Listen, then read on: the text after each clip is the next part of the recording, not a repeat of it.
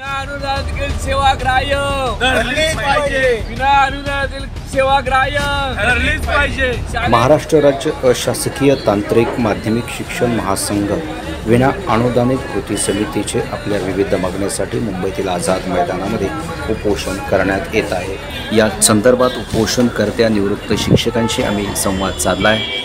या ठिकाणी आज आम्ही महाराष्ट्र राज्य अशासकीय तांत्रिक माध्यमिक कृती विनाअनुदान कृती समिती या वतीनं या ठिकाणी आज उपोषणाचा निर्णय आम्ही घेतलेला आहे। यामध्ये विनाअनुदान काळातील सेवास मान्यता देऊन आणि ती सेवा धरून वरिष्ठ व निवड श्रेणी मिळावी हा आमचा मुख्य विषय आहे। यामध्ये जवळजवळ 20 ते 25 वर्ष झाली आम्ही या ठिकाणी या प्रश्नासाठी लढतो आहोत, परंतु अद्यापही शासनाने या ठिकाणी दखल घेतलेली नाही। मूळ विषय असा आहे की या शाळांना 1900 या टेक्निकल ज्या शाळा आहेत 1981 पासून चालू झाल्या, मात्र शासनानं या ठिकाणी टप्प्याटप्प्यानं 1990 साली या शाळांना अनुदान दिलं।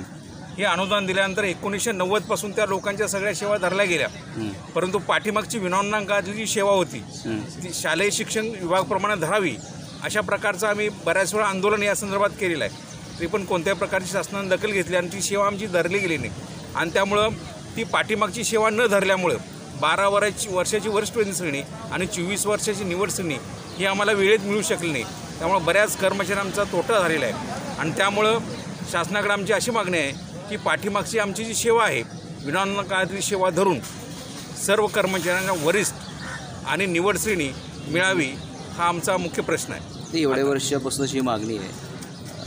सगळे यापूर्वी कधी आंदोलनं झाली आहेत का? आणि यापूर्वी देखील बऱ्याच वेळा आंदोलनं झालेले आहेत। शासनाने स्वतंत्र त्याची फाईल तयार केलेली आहे। बऱ्याच वेळा पॉझिटिव्ह आम्हाला रिपोर्ट दिले त्यांनी, परंतु त्याच्यावर कार्यवाही अद्याप काही झालेली नाही। तशा प्रकारची किती कर्मचारी आहेत याची सगळी माहिती खात्याकडून गोळा केलेली आहे, ती मंत्रालयामध्ये फाईल आहे, मात्र त्याच्यावर अद्याप काही कोणत्या प्रकारची कार्यवाही झालेली नाही। मग तुम्हाला असं वाटतं आता तुमच्या आंदोलनाची दखल सरकारकडनं घेईल किंवा घ्यायला पाहिजे असं वाटतं का?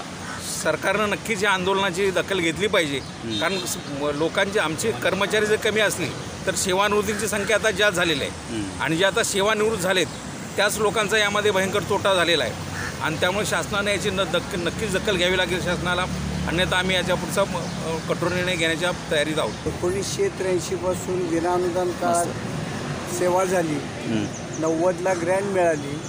बऱ्याच कर्मचाऱ्यांना जे साधारण 95% कर्मचाऱ्यांना अद्याप वरिष्ठ व निवड श्रेणीचा लाभ मिळालेला नाही।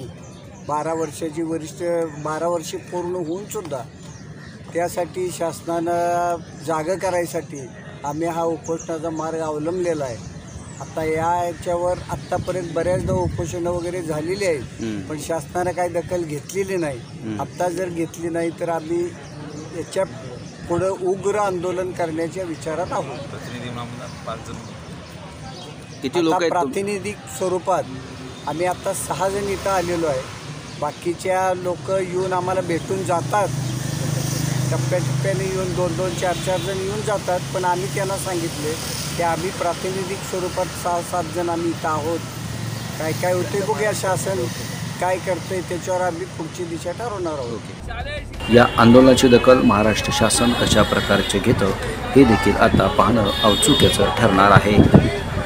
यासारख्या अन्य बातमी बघण्यासाठी तुम्ही आमच्या चॅनलला लाईक करा, शेअर करा, सबस्क्राईब करा। धन्यवाद।